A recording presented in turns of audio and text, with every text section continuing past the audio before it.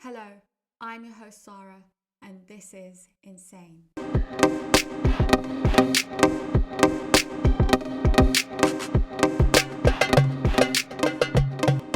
warm welcome to everyone to the sixth episode of the Insane podcast. I hope everyone's doing really well. I usually do this recording in the evening, but today I'm doing it in the day, and this is why you can hear the birds chirping in the background. I hope they're not too distracting.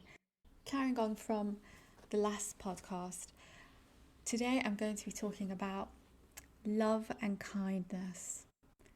And I really think that it's really important to talk about this subject, especially within a social context. I was on Instagram yesterday and I thought I'd share some examples of the type of advice that we have normalized and give to one another in the context of well-being. So it was really easy to find this. I found it on the explore page like that. So this one's the first example I found.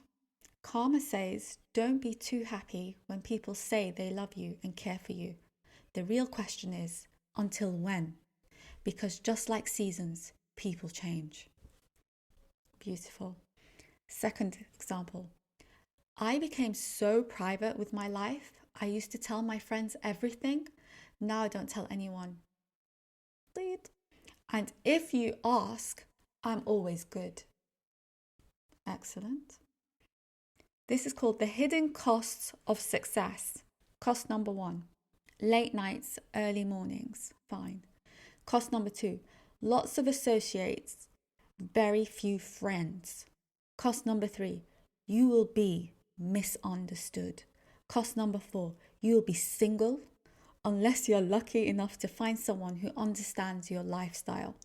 Cost number 5, people will want you to do good, but never better than that. I mean, that reads like a horror movie. And we don't even question it. It's so normal for us to read things like that, suggesting that you'll have no one and no friends and no one wants any good for you. We don't think twice about it. We think it's normal.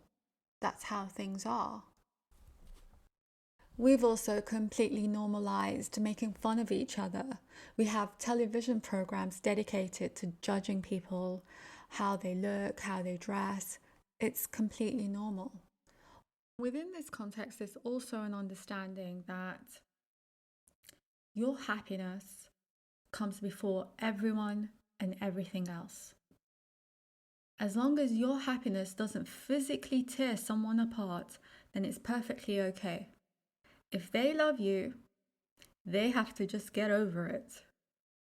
So notions of the greater good or taking into considerations the feelings and the effects that my actions have on the people around me, on my community, does not have any space in this narrative. You are the center of the world, and whatever makes you feel happy at that, they call it a phase in life, then that is what you should do. Now, I want to sort of talk about this notion from two perspectives. The first perspective is from a non-Islamic perspective. So look at what this has done to us as individuals. The constant idea that we can't trust anyone and we cannot rely on anyone, and that the only thing that matters is our ego and what our ego wants there and then. What kind of relations has that left us with? We as people have become a bunch of oversensitive, defensive, paranoid individuals. We feel uncomfortable around one another. Social interaction gives us anxiety. This normalization of belittling and humiliating people has left us quite defensive. The idea that someone can leave you at the drop of a hat or change their mind and not take into consideration all the loyalties and all that you shared in the past because they feel like it, has left us feeling really insecure. And these feelings are expected. I mean, how else are you supposed to feel? You can't rely on anyone, and you're constantly being told that people do not want good for you. And then at the same time, you're told to just follow your ego. And the ego and what the ego wants changes. It can change within a matter of a couple of minutes. So we have to question whether these notions are beneficial. And my view is that they're not. We have interactions where it's perfectly okay to be sitting in a group of people, and then when one person leaves the group, the others will roll their eyes or talk about that person. And it's accepted. We have situations where we walk away from relationships when they get hard out of fear that that person is going to stab us in the neck first, so we have to get there first. If we do not have trust, then we don't have anything, because every single interaction between us humans starts with trust.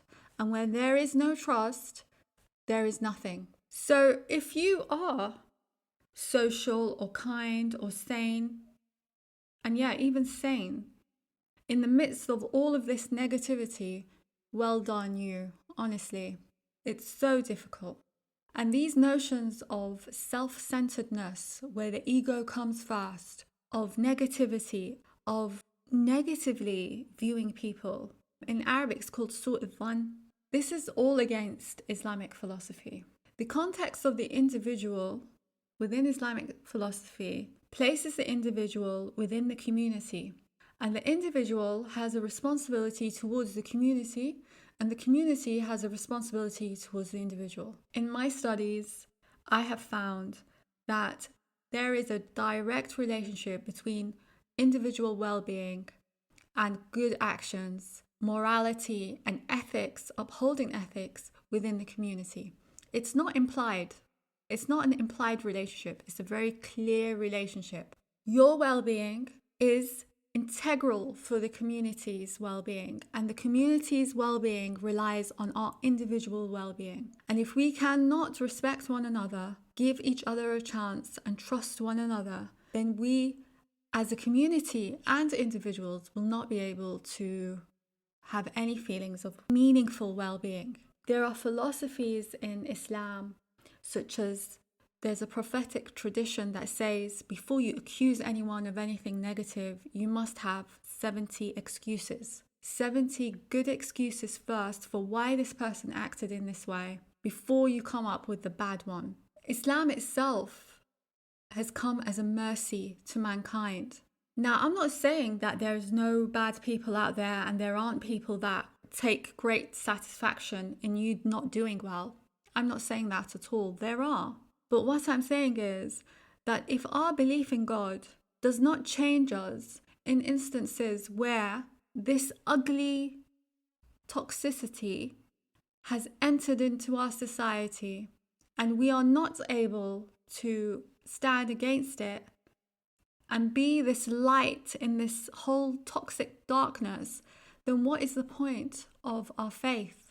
If it does not enlighten us and change our behavior, then what is the point of it? And if we carry on with our insecurities, with our negativity, then where does this cycle stop? Think about how when someone does something wrong, puts you in a bad mood, then you go and take it out on your children, and perhaps your children take it out on their brothers and sisters, and their brothers and sisters will take it out on the school kids, and the kids at school would transfer that negativity to another family. That kid at school will go to their own family, take it out on their brothers and sisters. Their parents will have to deal with this. And so it just perpetuates this toxic ugliness, it just perpetuates. And it stops at a person that has God in mind, that does not put their ego before what is better. When someone abuses you and you do not answer and you do not let it get to you and you control your ego, you put a stop to that. You stop this chain from happening. How merciful are you? What a good deed you did by doing that. And God says that the reward of goodness is nothing but goodness.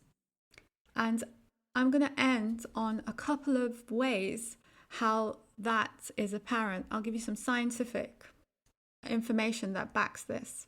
Studies have found that when a person does an act of kindness, the body releases a hormone called serotonin. Serotonin is responsible for helping to heal wounds and also puts the body in a general state of well-being. Acts of kindness have also shown to increase levels of oxytocin. Oxytocin is known as the love hormone because it stimulates bonds and trust between people. Furthermore, it's found that people who are kind have 23% lower levels of cortisol in their body. Cortisol is the hormone responsible for anxiety. And so when you have high levels of cortisol, you have high anxiety. So in essence, when you're kind, you have 23% less cortisol, which means you're 23% less anxious. Also, kindness spreads through 3 degrees of separation. And what that means is when you act kind, serotonin levels increase in your body, making you feel happy. And the same thing also happens to the person that you're kind towards. Their serotonin levels increases, makes them happy. And the people that witness this act of kindness also have increased levels of serotonin.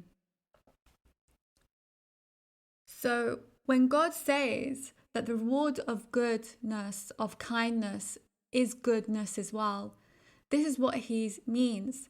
He has built our bodies to reward us there and then with well-being, with peace, when we act in a good way. And the same has also been found for people who forgive.